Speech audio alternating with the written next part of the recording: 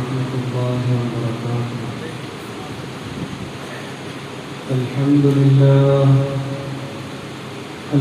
لله نحمده ونستعينه ونؤمن به ونتوكل عليه ونعوذ بالله من شرور أنفسنا ومن سيئات أعمالنا. من يهده الله فلا مضل له ومن يضلل فلا هادي له. وأشهد أن لا إله إلا الله وحده لا شريك له لا ضد له ولا ند له ولا مثيل. ونشهد أن محمدا عبده ورسوله وحبيبه وخليله بلغ الرسالة وأدى الأمانة. صلى الله عليه وعلى آله وأصحابه وبارك وسلم تسليما كثيرا كثيرا. أما بعد فأعوذ بالله من الشيطان الرجيم. بسم الله الرحمن الرحيم. أفرأيت من اتخذ إلهه هواه وأضله الله على علم وختم على سمعه وبصره وجعل على بصره غشاوة فمن يهديه من بعد الله أفلا تذكرون. صدق الله العظيم. إنما الأعمال بالنيات وإنما لامرئ ما نوى.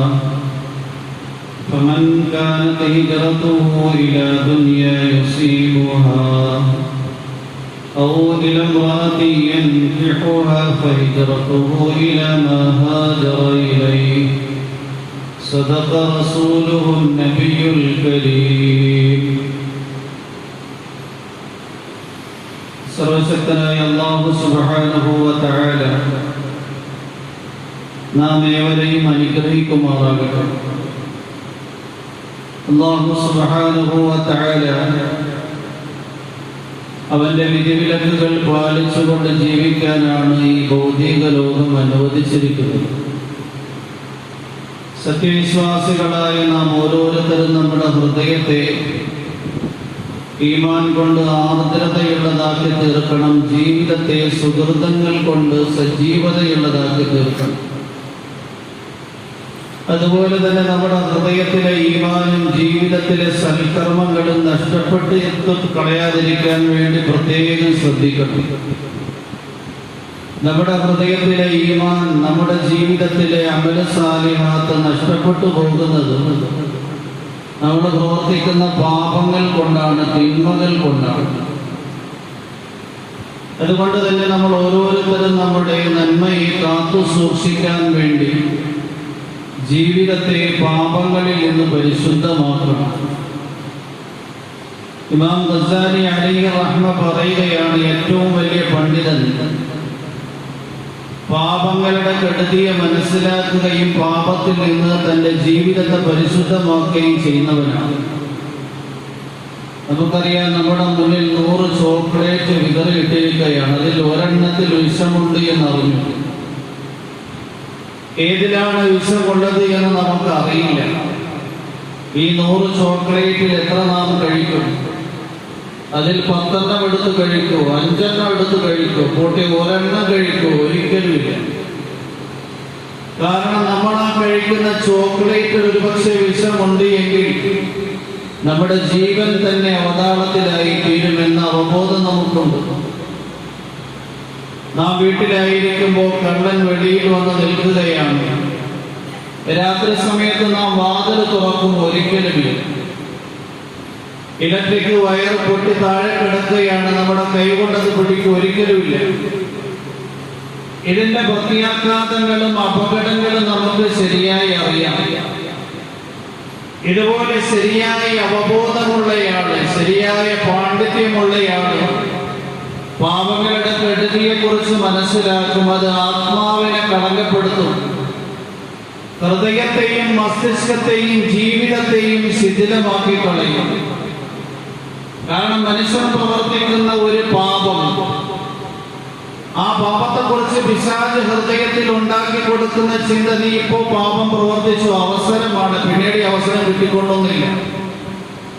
പിന്നീട് നിനക്ക് പാപത്തിൽ നിന്ന് ഒഴിഞ്ഞു നിന്ന് തൗബ ചെയ്യാമല്ലോ. എന്നാൽ ആ പാപത്തിന്റെ രസം അവന്റെ ഹൃദയത്തെയും അവന്റെ മസ്തിഷ്കത്തെയും അവന്റെ ആത്മാവിനെയും വികലമാക്കിയിട്ടുണ്ടായിരിക്കും. ആ പാപത്തിൽ നിന്ന് പിന്നീട് അവന് രക്ഷപ്പെടാൻ കഴിയില്ല. അതുകൊണ്ട് വിശുദ്ധ ഖുർആനിൽ അല്ലാഹു സുബ്ഹാനഹു വ തആല നിർദ്ദേശിക്കുകയാണ്, വദറൂ ളാഹിറൽ ഇസ്മി വബാതിന ഇന്നല്ലദീന യക്സിബൂനൽ ഇസ്മ സയുജ്സൗന ബിമാ കാനൂ യഖ്തരിഫൂൻ. വദറൂ ളാഹിറൽ ഇസ്മി വബാതിന, നിങ്ങൾ ഓരോരുത്തരും ഭാഗ്യവും ആന്തരികവുമായ പാപങ്ങൾ വർജിക്കണം. ഇന്നല്ലദീന യക്സിബൂനൽ ഇസ്മ, തീർച്ചയായും പാപങ്ങൾ ജീവിതത്തിൽ സമ്പാദിച്ചു കൂട്ടുന്നവൻ. ബാഹ്യമായ പാപങ്ങളെ കുറിച്ച് നമ്മൾ പാപമെന്ന് മനസ്സിലാക്കുന്നു. എന്നാൽ ആന്തരികമായ ധാരാളം പാപങ്ങളുണ്ട്. ഹൃദയത്തിലുണ്ടാകുന്ന അസൂയ, ഹൃദയത്തിലുണ്ടാകുന്ന അഹങ്കാരവും താൻപോരിമയും അഹംഭാവവും, ഹൃദയത്തിലുണ്ടാകുന്ന പകയും വിദ്വേഷവും, സമ്പത്തിനോടും സ്ഥാനമാനങ്ങളോടുമുള്ള അമിതമായ ഭ്രമം, ഹൃദയത്തെ എപ്പോഴും അരോസരപ്പെടുത്തിക്കൊണ്ടിരിക്കുന്ന മോശമായ വികാര വിചാരങ്ങൾ, ഇതൊക്കെ ഹൃദയത്തിന്റെ തിന്മയും പാതകങ്ങളുമാണ്. അല്ലാഹു പറയുന്നു വബാതിന, അങ്ങനെ മനുഷ്യന്റെ നഗ്ന നേത്രങ്ങൾ കൊണ്ട് കാണാൻ സാധ്യമല്ലാത്ത ആന്തരിക പാപങ്ങളെയും വർജിക്കണം. ഇങ്ങനെ ആന്തരികവും ബാഹ്യവുമായ പാപങ്ങളും പേര് നടക്കുന്ന ആൾക്കാര് സയുജ്സൗന ബിമാ കാനൂ യഖ്തരിഫൂൻ, അവര് ചെയ്തു കൂട്ടിയതിന്റെ തിക്തഫലം അനുഭവിക്കേണ്ടി വരും. ഈ ഭൗതിക ലോകത്തും അതിന്റെ കെടുതി വരും, നാളെ പാരത്രിക ലോകത്തും അതിന്റെ കെടുതി വരും. ഈ ഭൗതിക ലോകത്ത് പാപത്തിന്റെ കെടുതി എന്താണ്? ഏതെല്ലാം പാപങ്ങളുണ്ടോ അതെല്ലാം മാലിന്യങ്ങളാണ്. അതിന്റെ ദുർഗന്ധം ഹൃദയത്തിലും ജീവിതത്തിലും ഉണ്ടാകും. നന്മകൾ, സുഹൃതങ്ങൾ, അത് സുഗന്ധമാണ്. അല്ലാഹുവിന്റെ പ്രവാചകൻ മുഹമ്മദ് മുസ്തഫ സല്ലല്ലാഹു അലൈഹി വസല്ലം ഞങ്ങൾ ഒരു തിന്മയുടെ കെടുതിയെ വിവരിക്കുകയുണ്ടായി. നമ്മളെല്ലാവരും വളരെ ലാഘവത്തോടുകൂടി കാണുന്ന ഒരു പാപമാണ് കളവ് പറയൽ. ആകാശത്തെ ഭൂമിയാക്കി, ഭൂമിയെ ആകാശമാക്കി, മണ്ണിനെ പൊന്നാക്കി, പൊന്നിനെ മണ്ണാക്കി, നമ്മുടെ സ്വാർത്ഥതകൾ നേടിക്കൊണ്ട് നാം സായുജ്യമടയുമ്പോൾ, മറ്റൊരാളുടെ മുന്നിൽ നാം അംഗീകാരം നേടിയെടുക്കുമ്പോൾ, യഥാർത്ഥത്തിൽ റഹ്മത്തിന്റെ മലക്കുകൾ ആ ദുർഗന്ധത്തിന്റെ പേരിൽ നമ്മിൽ നിന്ന് ഒരു മൈൽ അകലേക്ക് ഓടിക്കളയുന്നതാണ്. അല്ലാഹുവിന്റെ പ്രവാചകൻ മുഹമ്മദ് മുസ്തഫ സല്ലല്ലാഹു അലൈഹി വസല്ലം ഞങ്ങൾ പറയുന്നു, ഇന്നൽ അബ്ദ ലയക്ദിബുൽ കദിബത ഫയതബഅദുൽ മലികു അൻഹു മസീറത മൈലിൻ മിൻ നത്നി മാ ജാഅ ബിഹി. തിർമിദി ശരീഫിന്റെ റിവായത്താണ്, തീർച്ചയായും ഒരു മനുഷ്യൻ കളവ് പറയും. അയാള് കളവ് പറയുന്നത് കേൾക്കുമ്പോൾ നമ്മുടെ ഹൃദയത്തിൽ പ്രത്യേകമായ ഒരു കുളിർമയും ആനന്ദവും ഉണ്ടാകും. കാരണം അയാളുടെ കാര്യസാധ്യത്തിന് വേണ്ടി പറയുന്ന കളവ് നമ്മളെ തൃപ്തിപ്പെടുത്തിക്കൊണ്ടാണല്ലോ പറയേണ്ടത്. വ്രതമനുഷ്ഠിക്കുന്നയാളുടെ വായിൽ നിന്ന് ഒരു പക്ഷേ നമ്മൾ ദുർഗന്ധം അനുഭവിക്കും. എന്നാൽ കസ്തൂരിയേക്കാൾ അല്ലാഹുവിന്റെ അടുക്കൽ പരിമണം. കളവ് പറയുമ്പോൾ നമ്മൾ ബാക്കിയുള്ളവരുടെ ഇടയിൽ അംഗീകാരമുള്ളയാളായിത്തീരും, സ്ഥാനമുള്ളയാളായിത്തീരും. എന്നാൽ അയാളിൽ നിന്ന് മലക്ക് വിദൂരത്താകുകയാണ്. മസീറത മൈലിൻ, 1 മൈൽ ദൂരത്താകും. മിന്നത്തിനി ബാജാഅ ബിഹി, ആ കളവ് പറഞ്ഞപ്പോൾ അയാളുടെ വായിൽ നിന്ന് വന്ന ദുർഗന്ധത്തിന്റെ പേരിൽ റഹ്മത്തിന്റെ മലക്കുകൾ 1 മൈൽ ദൂരെയായി. ആ സമയത്താണ് മരണം വരുന്നതെങ്കിൽ അല്ലാഹു കാക്കുമാറാകട്ടെ, റഹ്മത്തിന്റെ മലക്കുകൾ ഉണ്ടായിരിക്കും. ഇങ്ങനെ മാലിന്യമാണ് പാപങ്ങൾ. ആ പാപങ്ങളുടെ ദുർഗന്ധം എപ്പോഴും ഉണ്ടായിക്കൊണ്ടേയിരിക്കും. ഉസ്മാൻ ബിൻ അഫ്ഫാൻ റളിയല്ലാഹു അൻഹു അദ്ദേഹത്തിന്റെ ഖിലാഫത്ത് കാലത്ത് മസ്ജിദുൻ നബവിയിൽ ദീനിയായി പ്രഭാഷണം നടത്തിക്കൊണ്ടിരുന്നപ്പോൾ ഒരാൾ കടന്നു വന്നു. ഉസ്മാൻ ബിൻ അഫ്ഫാൻ റളിയല്ലാഹു അൻഹു പറയുകയാണ്, അയാളുടെ നയനങ്ങളിൽ നിന്ന്, കണ്ണിൽ നിന്ന് വ്യഭിചാരത്തിന്റെ ദുർഗന്ധം അടിച്ചു വീശുകയാണ്. കാരണം ആ മനുഷ്യൻ തന്നെ അംഗീകരിച്ചു, ഞാൻ പള്ളിയിലേക്ക് വരുന്ന വഴിയിൽ ഒരു സുന്ദരിയായ സ്ത്രീയെ നോക്കുകയും എന്റെ ഹൃദയത്തിൽ വികാരത്തോടുകൂടിയുള്ള നോട്ടം നോക്കുകയും ചെയ്തു. അതിന്റെ ദുർഗന്ധം അടിക്കുകയാണ്. അല്ലാഹു കാക്കുമാറാകട്ടെ. അല്ലാഹുവിന്റെ പ്രവാചകൻ മുഹമ്മദ് മുസ്തഫ സല്ലല്ലാഹു അലൈഹി വസല്ലം തങ്ങൾ പറയുന്നുണ്ട്, നാളെ നരകത്തിൽ നരകവാസികളെ അരോസരപ്പെടുത്തുന്ന വല്ലാത്ത ദുർഗന്ധം. ഇതെവിടെ നിന്നാണ് ഈ ദുർഗന്ധം വമിക്കുന്നത്? ഈ സന്ദർഭത്തിൽ നരകത്തിന്റെ സൂക്ഷിപ്പുകാരായ മലക്കുകൾ പറയും, ഹാദിഹി റീഹു ഫുറൂജുസ് സുനാത്തിൽ ലദീന ലഖാഹുമുല്ലാഹു ബിസിനാഹു. ഇത് ദുനിയാവിൽ വെച്ച് വ്യഭിചരിച്ച ആൾക്കാരുടെ ഗുഹ്യസ്ഥാനത്തിൽ നിന്ന് അടിച്ചു വീശുന്ന ദുർഗന്ധമാണ്. നരകവാസികളെ വരെയും വല്ലാതെ അരോസരപ്പെടുത്തുന്ന ദുർഗന്ധം. അല്ലാഹുവിന്റെ പ്രവാചകൻ അതുകൊണ്ട് ആ ദുആ പഠിപ്പിച്ചത്, അല്ലാഹുമ്മ ഇന്നി അഊദു ബിക മിനൻ നിഫാഖി, അല്ലാഹുമ്മ ഇന്നി അഊദു ബിക, അല്ലാഹുമ്മ ഇന്നി അഊദു ബിക മിനൻ നിഫാഖി വഅഊദു ബിക മിനസ് സിനാ വഅഊദു ബിക മിനൽ കദിബ്. അല്ലാഹുവേ, എന്റെ ഹൃദയത്തിനെ നീ കാപട്യത്തിൽ നിന്ന് പരിശുദ്ധമാക്കണമേ. അല്ലാഹുമ്മ തുഹിർ ഖൽബി മിനൻ നിഫാഖ്, അല്ലാഹുവേ, എന്റെ ഹൃദയത്തെ നീ കാപട്യത്തിൽ നിന്ന് പരിശുദ്ധമാക്കണമേ. വഫലനി മിനസ് സിനാ, എന്റെ ഗുഹ്യസ്ഥാനത്തിന് നീ വ്യഭിചാരത്തിൽ നിന്ന് പരിശുദ്ധമാക്കണം. വലിസാനി മിനൽ കദിബി, എന്റെ നാവിനെ കളവ് പറയുന്നതിൽ നിന്ന് നീ പരിശുദ്ധമാക്കണം. പാപങ്ങൾ മാലിന്യമാണ്. അതിന്റെ ദുർഗന്ധം എപ്പോഴും ഹൃദയത്തിലും മസ്തിഷ്കത്തിലും ഉണ്ടായിക്കൊണ്ടേയിരിക്കും. എന്നാൽ സുഹൃതങ്ങൾ, നന്മകൾ, അമൽ സാലിഹാത്ത് വല്ലാത്ത സുഗന്ധവും പരിമണവും പ്രദാനം ചെയ്യും. അല്ലാഹുവിന്റെ പ്രവാചകൻ മുഹമ്മദ് മുസ്തഫ സല്ലല്ലാഹു അലൈഹി വസല്ലം തങ്ങൾ ഏറ്റവും ഉയർന്ന സുഹൃതങ്ങളുടെ പ്രതീകമായിരുന്നു. അതുകൊണ്ട് തന്നെ തങ്ങളുടെ ശരീരത്തിൽ നിന്ന് എപ്പോഴും പരിമണം, സുഗന്ധം അടിച്ചു വീശിക്കൊണ്ടേയിരിക്കുമായിരുന്നു. അല്ലാഹുവിന്റെ പ്രവാചകന്റെ ശരീരത്തിൽ നിന്ന് പൊടിയുന്ന വിയർപ്പിന്റെ കണങ്ങൾക്ക് വരെയും വല്ലാത്ത സുഗന്ധമായിരുന്നു. അല്ലാഹുവിന്റെ പ്രവാചകൻ മുഹമ്മദ് മുസ്തഫ സല്ലല്ലാഹു അലൈഹി വസല്ലം തങ്ങൾ ഉമ്മു സുലൈം റളിയല്ലാഹു അൻഹാന്റെ വീട്ടിൽ ഒരു ശക്തമായ ചൂട് സമയത്ത് കൈലൂടെ ഉറങ്ങുമ്പോൾ, ഉച്ച സമയത്തുള്ള വിശ്രമം നടത്തുമ്പോൾ ഉമ്മു സുലൈം റളിയല്ലാഹു അൻഹ കുട്ടികൾക്ക് ഒരു ബോട്ടിൽ കൊടുത്തിട്ട് പറഞ്ഞു, അല്ലാഹുവിന്റെ പ്രവാചകന്റെ ശരീരത്തിൽ നിന്ന് പൊടിയുന്ന വിയർപ്പിന്റെ കണങ്ങൾ ഈ ബോട്ടിലിൽ ശേഖരിക്കണം. കുട്ടികൾ പോയി അല്ലാഹുവിന്റെ പ്രവാചകന്റെ ശരീരത്തിൽ നിന്ന് പൊടിയുന്ന വിയർപ്പിന്റെ കണങ്ങൾ ബോട്ടിലിൽ ഒരുമിച്ച് കൂട്ടാൻ തുടങ്ങി. അല്ലാഹുവിന്റെ പ്രവാചകൻ എഴുന്നേറ്റ് നോക്കുമ്പോൾ കുട്ടികൾ വിയർപ്പിന്റെ കണങ്ങൾ ശേഖരിക്കുന്നതാണ് കാണുന്നത്. പ്രവാചകൻ മുഹമ്മദ് മുസ്തഫ സല്ലല്ലാഹു അലൈഹി വസല്ലം തങ്ങൾ ചോദിച്ചു, എന്തിനാണ് ഉമ്മു സുലൈമേ ഈ കുട്ടികൾക്ക് ബോട്ടിൽ കൊടുത്തന്റെ ശരീരത്തിൽ നിന്ന് വിയർപ്പിന്റെ കണങ്ങൾ ശേഖരിക്കാൻ വേണ്ടി അയച്ചത്?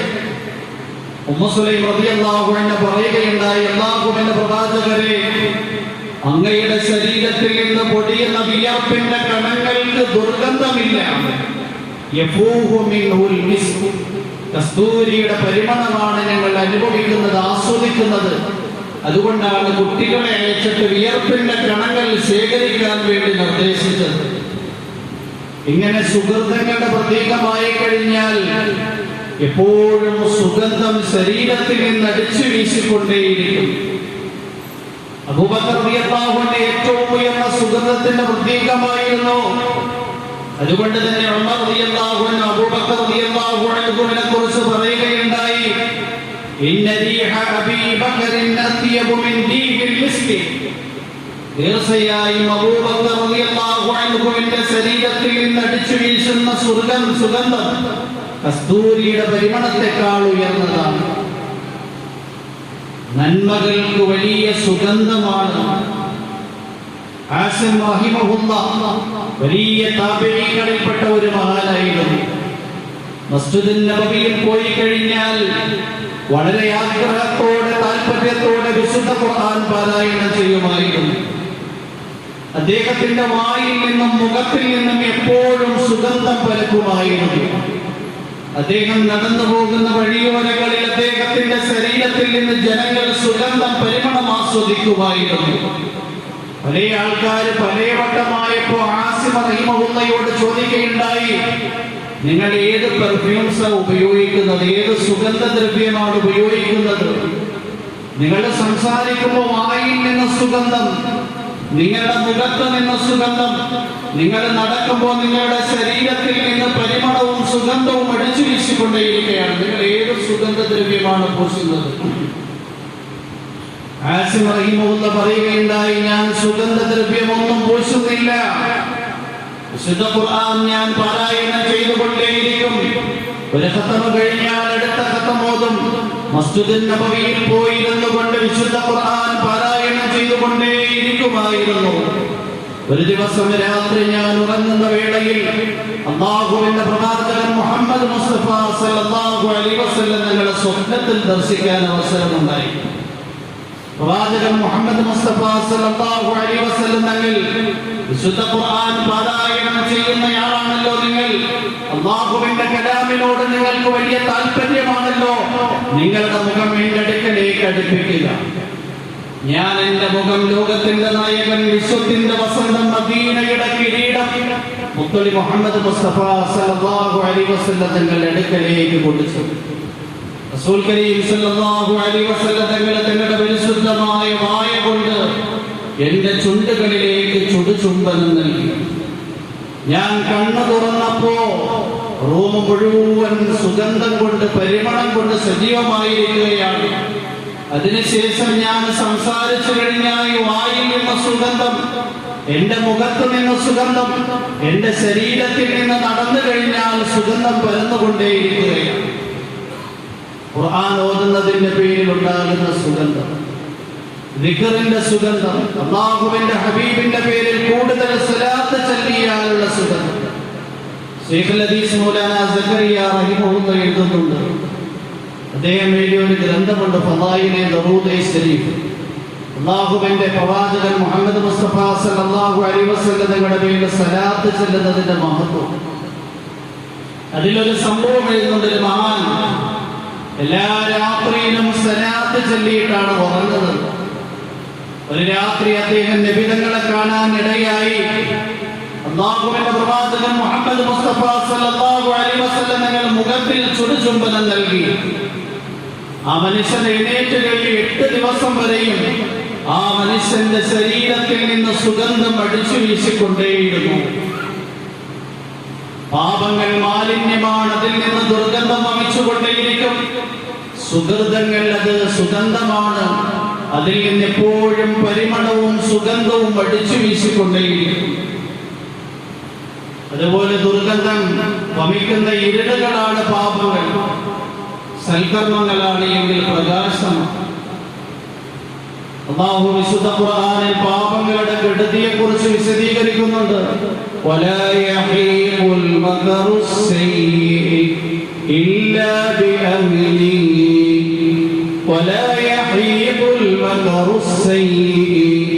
തിന്മയുടെ കെടുതി ബാധിക്കില്ല ആ തിന്മ പ്രവർത്തിച്ചവന്റെ മേലല്ലാതെ.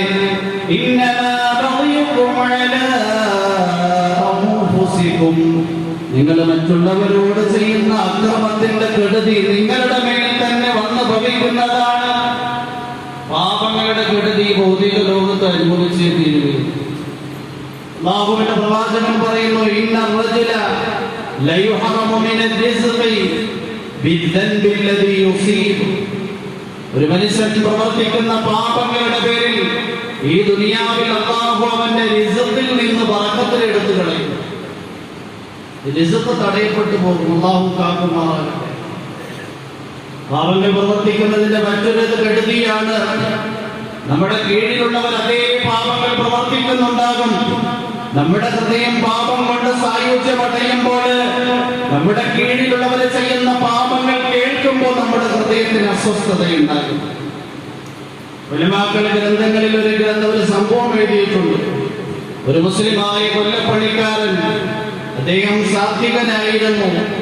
അദ്ദേഹം വൈകുന്നേരം വീട്ടിൽ വന്നപ്പോൾ ഭാര്യ കരയുകയാണ്. എന്തിനാ കരയുന്നത്? ഭാര്യ പറഞ്ഞു, എങ്ങനെ ഞാൻ കരയാതിരിക്കും? നമ്മൾ എടുത്തു വളർത്തിയ വളർത്തുമകൻ അനാഥക്കുട്ടിയായിരുന്നു. ചെറിയ പ്രായത്തിൽ ഞങ്ങൾ സ്വന്തം മകനെ പോലെ ലാളിക്കുകയും സ്നേഹിക്കുകയും വളർത്തുകയും ചെയ്തു. എന്നാൽ ഇന്നേ ദിവസം അവൻ പ്രായപൂർത്തിയുടെ പ്രായം കഴിഞ്ഞു. അവൻ ഇന്നെന്റെ കയ്യിലാണെങ്കിൽ വികാരത്തോടുകൂടി പിടിക്കുകയുണ്ടായി. പച്ചക്കറി വാങ്ങിക്കൊണ്ട് മടങ്ങി വീട്ടിൽ വന്നപ്പോ എന്റെ കയ്യിൽ പിടിച്ച പിടി ഓർത്തുകൊണ്ട് ഞാൻ കരഞ്ഞുപോയതാണ്. ഞാൻ സ്വന്തം മകനെ പോലെ അവനെ ലാളിച്ചു, സ്വന്തം മകന് നൽകേണ്ടുന്ന സ്നേഹം നൽകി. എന്നാൽ ഇവൻ ഇപ്പോഴും വികാരത്തോടുകൂടി മോശമായ സമീപനം എന്നോട് നടത്തിയിരിക്കുകയാണ്. ഭർത്താവായ കൊല്ലപ്പണിക്കാരൻ പറഞ്ഞു, നീ എന്റെ കുറ്റക്കാരി, ഞാനാണ് കുറ്റം ചെയ്തത്.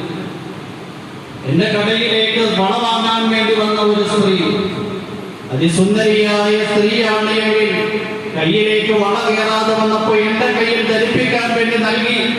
ഞാൻ കയ്യിലേക്ക് വള ധരിപ്പിക്കുന്ന സന്ദർഭത്തിൽ എന്റെ ഹൃദയത്തിൽ മോശമായ വിചാരങ്ങൾ ഉണ്ടായി. ഞാൻ ആ വികാരത്തോടെയും വിചാരത്തോടെയും ആ സുന്ദരിയായ പെൺകുട്ടിയെ കൈകൊണ്ട് പിടിച്ചു. അതിന്റെ പ്രതിഫലനമാണ് നമ്മുടെ വളർത്തുമകൻ വികാരത്തോടുകൂടി നിന്റെ കയ്യിൽ പിടിച്ചത്. ليس بأمانيكم ولا أماني أهل الكتاب من يعمل سوءا يجز به ولا يجد له من دون الله وليا ولا نصيرا. ليس بأمانيكم കാര്യങ്ങൾ നിങ്ങൾ മോഹിക്കുന്ന പോലെയല്ല. ولا أماني അഹ്ലു കിതാബുകൾ ആഗ്രഹിക്കുന്നത് പോലെയല്ല. മയ്യഅമൽ സൂഅൻ, ആര് തിന്മ പ്രവർത്തിക്കുന്നോ യുജ്സലഹു, അതിന്റെ കെടുതി അവൻ അനുഭവിക്കേണ്ടി വരും. ഈ ഭൗതിക ലോകത്ത് തന്നെ അതിന്റെ കെടുതി അനുഭവിക്കും. അക്രമമാണെങ്കിലും പാപങ്ങളാണെങ്കിലും ولا يجد له من دون الله وليا ولا نصيرا. ഒരിക്കലും അല്ലാഹുവിനെ കൂടാതെ ഒരു സ്നേഹിതനെയും സഹായിയെയും അവൻ കണ്ടെത്തില്ല. പാപങ്ങളുടെ കെടുതിയാണ് മറ്റുള്ളവരിൽ നിന്ന് ആ പാപവും തിന്മയും നാം കാണേണ്ടത്. നമ്മുടെ രസത്തിനു വേണ്ടി മൊബൈലുകളിലേക്ക് അശ്ലീലങ്ങൾ നോക്കുമ്പോൾ ഒരു സുപ്രഭാതത്തിൽ നമ്മൾ അറിയുകയാണ് നമ്മുടെ ഭാര്യ അശ്ലീലങ്ങൾ നോക്കുന്നു. നമ്മുടെ ഹൃദയത്തിൽ എത്ര വലിയ ബുദ്ധിമുട്ടുണ്ട്. നമ്മുടെ വിചാരങ്ങളെ സായുജ്യമടയ്ക്കുന്നതിന് വേണ്ടി നിശയുടെ നിശബ്ദതയെ ഒരു അവസരമായി കണ്ടുകൊണ്ട് മൊബൈലിലൂടെ മോശമായ സീനുകൾ കാണുമ്പോൾ ഒരു സന്ദർഭത്തിൽ നമ്മൾ കേൾക്കുകയാണ് നമ്മുടെ മകനും നമ്മുടെ മകളും അശ്ലീലങ്ങൾ നോക്കും. ഇതിന്റെ കെടുതിയാണ് അല്ലാഹു കാക്കുമാറാണ്.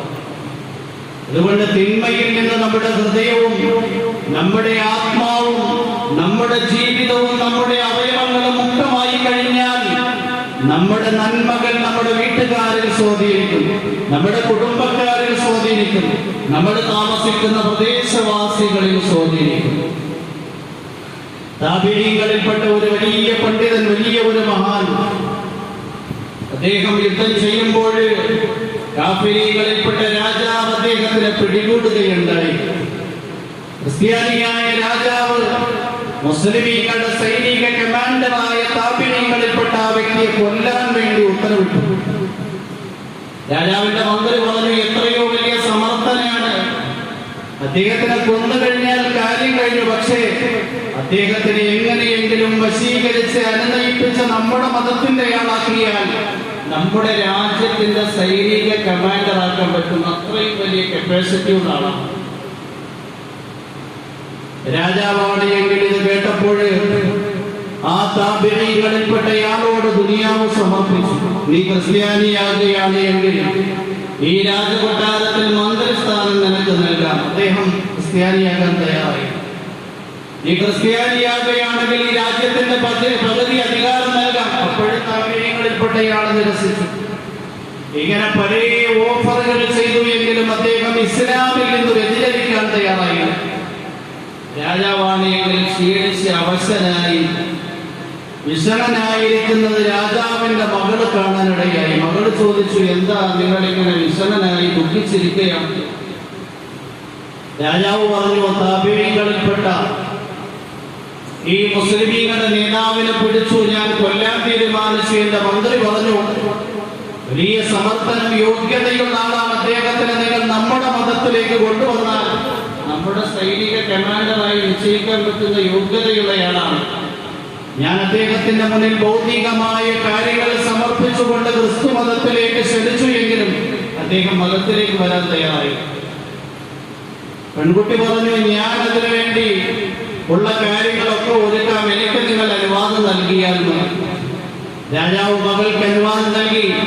അദ്ദേഹത്തിന്റെ തടവറയിൽ നിന്ന് രാജകൊട്ടാരത്തിന്റെ നല്ല ഒരു റൂമിൽ താമസിപ്പിച്ചു. എല്ലാ നിലയിലുള്ള സജ്ജീകരണങ്ങളും ആ റൂമിൽ ഒരുക്കി. രാജാവിന്റെ മകളാണ് എങ്കിൽ ആ താബിഈകളിൽപ്പെട്ട മുസ്ലിമിന്റെ അടുക്കൽ അയാളെ എങ്ങനെയെങ്കിലും വശീകരിക്കുന്നതിന് വേണ്ടി നഗ്നത സൗന്ദര്യം പ്രദർശിപ്പിച്ചുകൊണ്ട് ഭക്ഷണം കൊടുക്കാൻ തുടങ്ങി.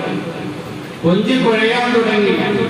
ഒരു ദിവസമായി, 2 ദിവസമായി, 3 ദിവസമായി, 10 ദിവസമായി, 1 മാസമായി, 40 ദിവസമായി താബിഈകളിൽപ്പെട്ട ഒരു മുസ്ലിം ഒരു നിലയിലും ആ സ്ത്രീയുടെ സൗന്ദര്യത്തിലേക്ക് ശ്രദ്ധിക്കുന്നില്ല. അവൾ കൊഞ്ചിക്കുഴയുന്നതിലേക്ക് ശ്രദ്ധിക്കുന്നില്ല. ആ സ്ത്രീയുടെ ഹൃദയത്തിൽ വല്ലാത്ത ഒരു തുടുപ്പുണ്ടായി, വല്ലാത്ത ഒരു ചിന്തയുണ്ടായി, വെപ്രാളമുണ്ടായി. ഞാൻ ഈ പോകുന്നത് മനുഷ്യനാണോ അതോ മാലാഖയാണോ? ഒരു മനുഷ്യനാണ് എങ്കിൽ സ്ത്രീകളുടെ സൗന്ദര്യം കാണുമ്പോ അവന്റെ ഹൃദയത്തിൽ നിന്ന് വികാര വിചാരങ്ങൾ ഉണ്ടാകും. ഒന്ന് തൊടാൻ ആഗ്രഹിക്കും, ഒന്ന് സംസാരിക്കാൻ ആഗ്രഹിക്കും. എന്നാൽ ഇദ്ദേഹം എന്റെ മുഖത്തേക്ക് നോക്കി ഒന്ന് സംസാരിക്കാൻ ആഗ്രഹിക്കുന്നില്ല. താബിഈകളിൽപ്പെട്ട അയാളോട് ആ പെൺകുട്ടി ചോദിക്കുകയുണ്ടായി, എന്തുകൊണ്ടാണ് നിങ്ങൾ എന്നെ ശ്രദ്ധിക്കാത്തത്? താബിഈകളിൽപ്പെട്ട അയാൾ പറഞ്ഞു, ഇസ്ലാം ഒരിക്കലും അതിന് അനുവാദം നൽകുന്നു. എന്താണ് ഇസ്ലാം എന്ന് പഠിക്കാൻ വേണ്ടി തയ്യാറായി. ഏതാനും ദിവസങ്ങൾ കഴിഞ്ഞപ്പോൾ രാജകൊട്ടാരത്തിൽ രാജാവിന്റെ മകള് കലിമ പറഞ്ഞുകൊണ്ട് മുസ്ലിമായി. രാജാവിന്റെ മകള് പറഞ്ഞു, ഞാൻ ഈ വിവരം അറിയുകയാണെങ്കിൽ രാജാവ് എന്നെയും ശിക്ഷിക്കും, നിങ്ങളെയും ശിക്ഷിക്കും. അതുകൊണ്ട് ഈ വിവരം ഞാൻ രഹസ്യമാക്കി വെച്ച് എങ്ങനെയെങ്കിലും നിങ്ങളെ രക്ഷപ്പെടും. രാജാവിന്റെ അടുക്കൽ മകള് പോയിട്ട് പറഞ്ഞു, എന്തിനാണ് പാവപ്പെട്ട അദ്ദേഹത്തിന് നമ്മുടെ തടവറയിൽ താമസിപ്പിച്ചിരിക്കുന്നത്? ഈ രാജകൊട്ടാരത്തിന്റെ ഉള്ളിൽ സുസജ്ജമായ ഒരിക്കൽ റൂമിൽ നാം താമസിപ്പിച്ചു, നമ്മുടെ മതത്തിലേക്ക് ക്ഷണിച്ചു എങ്കിലും അദ്ദേഹം വരാൻ തയ്യാറല്ല. ഒരു നല്ല സാത്വികനായ മനുഷ്യനാണ് അദ്ദേഹത്തിന് വെറുതെ വിട്ടത്. രാജാവ് മകളുടെ നിർദ്ദേശം കേട്ടപ്പോൾ താബിഈകളിൽപ്പെട്ട ആ മുസ്ലിമിനെ വെറുതെ വിട്ടു. ആ പെൺകുട്ടിയാണെങ്കിൽ തന്റെ ഇസ്ലാം കാത്തു സൂക്ഷിക്കാൻ വേണ്ടി രാജകൊട്ടാരവും രാജ്യവും ഉപേക്ഷിച്ചുകൊണ്ട് മുസ്ലിമീകൾ താമസിക്കുന്ന ഒരു പ്രദേശത്തിലേക്ക് ചേക്കേറി. ഇതാണ് തിന്മ നന്മ എന്ന് പറഞ്ഞു കഴിഞ്ഞു. നമ്മളിന്ന് പ്രൗഢഗംഭീരമായി അദരവ്യായാമം നടത്താറുണ്ട്, മക്കളോട് ഉപദേശിക്കാറുണ്ട്, ഭാര്യയോട് ഉപദേശിക്കാറുണ്ട്, വീട്ടുകാരോട് ഉപദേശിക്കാറുണ്ട്. നമ്മുടെ ഉപദേശത്തിന് അവരൊരിക്കലും പ്രതികരണം നൽകാറില്ല. വഴക്കൂടുന്നില്ല, ഇങ്ങനെ പറഞ്ഞു. അവര് പിന്നീട് തിന്മ തന്നെ പ്രവർത്തിക്കുന്നു. എന്തുകൊണ്ടാണ്? നമ്മുടെ ഹൃദയത്തിൽ ആ നന്മയില്ല. നമ്മുടെ ഹൃദയവും നമ്മുടെ മസ്തിഷ്കവും നമ്മുടെ ജീവിതവും പാപമംഗീലമാണ്. അതുകൊണ്ട് നമ്മൾ പറയുന്ന നന്മകൾ അവരിൽ പ്രതിഫലിക്കുന്നില്ല, സ്വാധീനിക്കുന്നു. നമ്മുടെ ജീവിതത്തിൽ ശരിയായി നന്മകളുണ്ട് എങ്കിൽ, നമ്മൾ നന്മകളുടെ വക്താക്കളാണ് എങ്കിൽ, നാം സുഹൃത്തുക്കളുടെ പ്രതീകമാണ് എങ്കിൽ, നമ്മുടെ സുഹൃത്തുക്കളും നന്മകളും ഭാര്യയിലേക്കും മക്കളിലേക്കും ബന്ധുമിത്രാദികളിലേക്കും നാട്ടിലേക്കും പ്രചരിച്ചുകൊണ്ടേയിരിക്കും. ഇന്ന് നമ്മൾ നന്മ എന്ന് മനസ്സിലാക്കുന്നത് തന്നെ ഏതാനും നമസ്കാരം അനുഷ്ഠിച്ചു, മറ്റു കർമ്മങ്ങൾ ചെയ്തു, നമ്മളും നമ്മുടെ മക്കളും ഒക്കെ ഭൗതികമായി നല്ല ഡെവലപ്മെന്റ് ആണ് എങ്കിൽ മാഷാ അല്ലാഹ് നമ്മുടെ ഹൃദയത്തിൽ വല്ലാത്ത ആനന്ദം. ഇന്ന് ലോകത്ത് ജീവിച്ചിരിക്കുന്ന വലിയൊരു ആചാര്യനുണ്ട്, അഹമ്മദ് നഖ്ശബന്ദി ദാവത്ത് ബറകാത്തുഹു. മാനവരകൾ പറയുകയാണ്, ഞാനൊരിക്കൽ സൗത്ത് ആഫ്രിക്കയിൽ പോയി ഒരു വീട്ടിൽ ചെന്നപ്പോൾ അദ്ദേഹമാണ് എങ്കിൽ അഭിമാനത്തോടു കൂടി പറയുകയാണ്, എൻ്റെ 3 മക്കൾ ഡോക്ടർമാരാണ്. അവരെ കല്യാണം കഴിച്ചിരിക്കുന്നതും 3 ഡോക്ടർമാരായ സ്ത്രീകളെയാണ്. ഒരു മകനാണെങ്കിൽ അമേരിക്കയിൽ, മറ്റൊരു മകനാണെങ്കിൽ ലണ്ടനിൽ, വേറൊരു മകനാണെങ്കിൽ ഓസ്ട്രേലിയയിൽ, മരുമകളാണെങ്കിൽ കാനഡയിൽ. ഇങ്ങനെ അഭിമാനത്തോടുകൂടി മക്കളെ കുറിച്ച് പറയുകയാണ്. നമ്മളും അങ്ങനെ തന്നെ. ഈ മക്കള് ദീനുണ്ടോ? ഈ മക്കൾക്ക് ദീനുണ്ടോ? ഈ മക്കൾ ദീനില്ലായ്മയിലാണോ ജീവിക്കുന്നത്? ഇതൊന്നും ശ്രദ്ധിക്കാറില്ല. നമ്മൾ നന്മയായി കാണുന്നത് നമ്മുടെ മക്കൾക്ക് അക്ഷരക്കൂട്ടെങ്കിലുള്ള ഡിഗ്രി നേടിക്കൊടുത്ത് നല്ല സാമ്പത്തികമായ കുടുംബ പശ്ചാത്തലമുള്ള ഇണകളെ മക്കൾക്കാക്കി കൊടുത്ത് അവർക്ക് നല്ല ഭദ്രമായ ഭൗതികമായ സമ്പത്തും നല്ല വീടുണ്ട് എങ്കിൽ നമ്മൾ വലിയ പുണ്യം പ്രവർത്തിച്ചു എന്നാണ് മനസ്സിലാക്കുന്നത്. ഇതിന്റെ ഇടയിൽ അവർക്ക് നമസ്കാരം നഷ്ടപ്പെട്ടു പോയോ? ഇതിന്റെ പിന്നിൽ അവർ ലഹരി പദാർത്ഥങ്ങളുടെ അഡിക്റ്റുകളായി പോയോ? ഇതിന്റെ പിന്നിൽ അവർ തിന്മകളുടെ പ്രതീകമായി പോയോ? ഇതൊന്നും നമ്മൾ ചിന്തിക്കാറില്ല. ഖുർആനിൽ അല്ലാഹു പറയാണ്, ഖുൽ ഹൽ നുനബ്ബിഉകും ബിൽ അഖ്സരീന അമാലാ അല്ലദീന ളല്ല സഅയുഹും ഫിൽ ഹയാത്തിദ് ദുനിയാ വഹും യഹ്സബൂന അന്നഹും യുഹ്സിനൂന സുൻആ. ഖുൽ നബിയേ, താങ്കൾ ചോദിക്കുക, ഹൽ നുനബ്ബിഉകും ബിൽ അഖ്സരീന അമാലാ, കർമ്മങ്ങൾ കൊണ്ട് പരാജയപ്പെട്ടു പോയ ആൾക്കാരെ നാം നിങ്ങൾക്ക് അറിയിച്ചു തരട്ടെയോ? അല്ലദീന ളല്ല സഅയുഹും ഫിൽ ഹയാത്തിദ് ദുനിയാ, അവര് ഭൗതിക ലോകത്ത് അവരുടെ പരിശ്രമത്തിന്റെ മാർഗങ്ങളെ തെറ്റിച്ചു കളഞ്ഞവരാണ്. ഭൗതികതയാണ് ദീനി എന്നവർ മനസ്സിലാക്കി.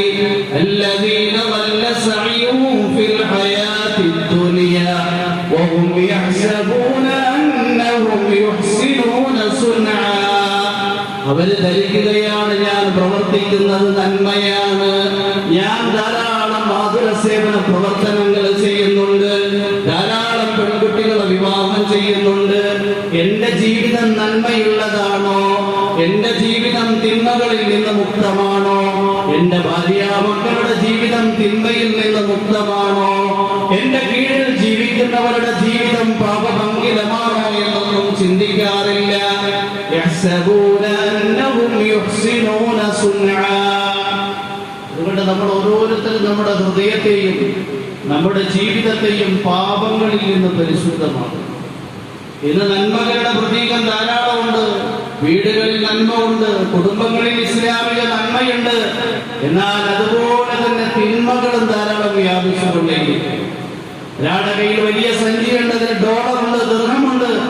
ആ സഞ്ചിയുടെ അടിഭാഗം കീറിയതാണ് എങ്കിൽ ഈ ഡോളറും ഈ ദിർഹമും ഈ കറൻസിയും ഒക്കെ ആ കീറിയ ദൂരത്തിലൂടെ നഷ്ടപ്പെട്ടു പോകും.